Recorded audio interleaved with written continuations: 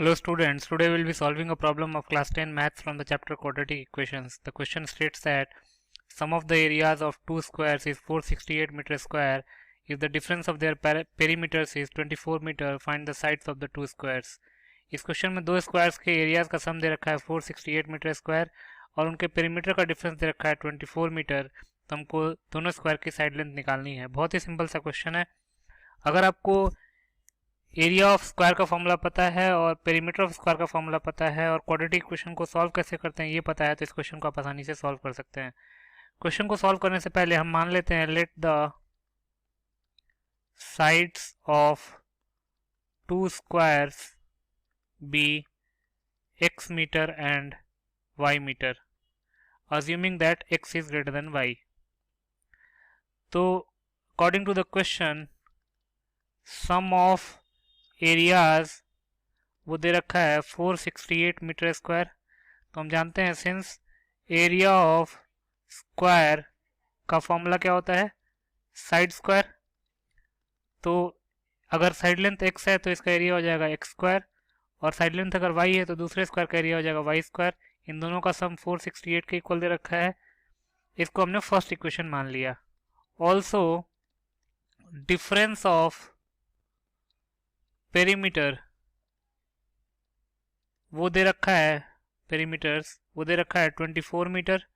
तो हम जानते हैं since perimeter of square is given by the formula 4 into side length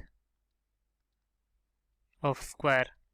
तो इसको अगर हम यूज करेंगे, चूंकि x बड़ा है y से, ये हमने अज्यूम कर रखा है, तो अगर x साइड लेंथ है तो उसका पेरीमीटर हो जाएगा 4x माइनस 4y। हमने 4x माइनस 4y क्यों लिखा, क्योंकि x ग्रेटर देन y हमने अज्यूम कर रखा है।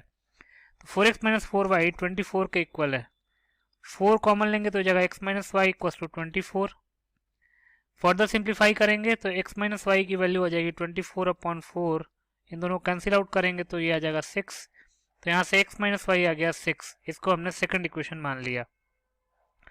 अब फ्रॉम इक्वेशन 2 हम x माइनस वाई अगर 6 दे रखा है तो x माइनस 6 को y के इक्वल लिख सकते हैं। तो यहाँ से हम y की value x minus 6 first equation में पुट कर देंगे। Put y is equal to x minus 6 in equation 1। तो इक्वेशन 1 क्या बनेगा, x square plus y square की जगह पे लिख सकते हैं x minus 6 whole square equals to 468। अब यहाँ से इसको एक्सपैंड करने पे क्वाड्रेटिक बनेगी। इस क्वाड्रेटिक को हम सॉल्व कर लेते हैं। तो लिख सकते हैं x square plus x minus 6 whole square equals 468। Simplify करेंगे तो जाएगा x square plus a minus b whole square is a square minus 2 into a into b plus b square equals to 468। यहाँ पे जो हमने फॉर्मूला यूज किया उसको लिख लेते हैं। Since a minus b whole square equals to a square minus 2ab plus b square. Simplify करेंगे तो ये जगह 2x square minus 12x plus 36 equals to 468। Further simplify करते हैं तो जगह 2x square minus 12x plus 36 minus 468 equals to 0। तो ये जगह 2x square minus 12x minus 432 equals to 0।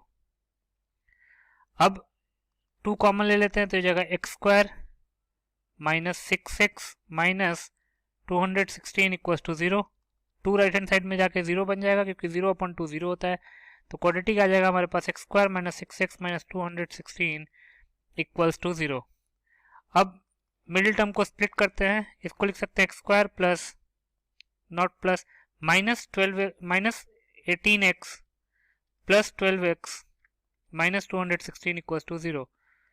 तो x कॉमन लेंगे तो जाएगा x minus 18 plus 12 into x minus 18 equals to 0। यहाँ से दो फैक्टर्स बनेंगे, x plus 12 into x minus 18 equals to 0। अब दो फैक्टर्स का प्रोडक्ट 0 है, इसका मतलब लिख सकते हैं इधर x प्लस 12 इक्वल्स टू 0 और x माइनस 18 इक्वल्स टू 0। तो यहाँ से x की पॉसिबल वैल्यूज क्या क्या आएंगे, x is equal to minus 12 और x इज इक्वल टू 18। अब x तो साइड लेंथ है स्क्वायर का, साइड लेंथ कभी नेगेटिव नहीं हो सकता। लिख सकते हैं since x represents side length of square so it can not be negative. तो इसका मतलब कि x की वैल्यू -12 नहीं हो सकती है। तो लिख सकते हैं therefore only possible value of x is 18। अब x अगर 18 है तो y हो जाएगा x minus 6 that is 18 minus 6 that is 12।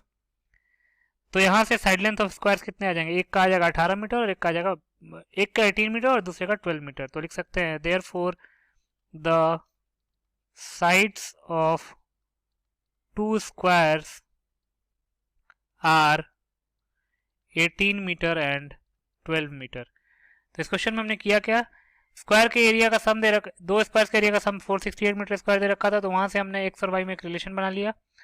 Then difference of their perimeters 24 metre दे रखा था, वहां से एक्स और वाई में दो रिलेशन आ गया, एक रिलेशन आ गया।